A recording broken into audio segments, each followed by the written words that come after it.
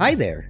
In order to participate in Tortle Ninja's Year 2 giveaway, you'll first need to create a recipe or clone one, but don't worry, we'll show you how. First, open the Tortle Ninja site, then click on Launch Tortle Ninja.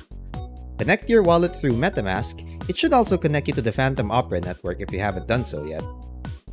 Once you're on the main screen, go to the top right portion and click on Create Recipe. Create your recipe by dragging and dropping the necessary nodes, setting up your combo triggers, and connecting everything together. Don't forget to name your recipe as well. When you're done, validate your recipe and run it.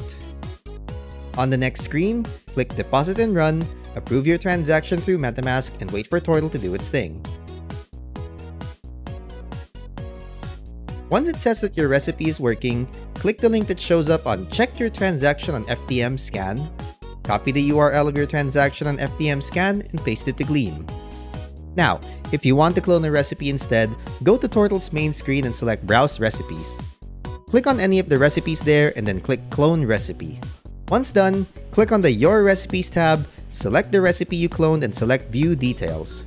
You can make any changes you want to this recipe or just leave it as is. When you're ready, validate it and run it.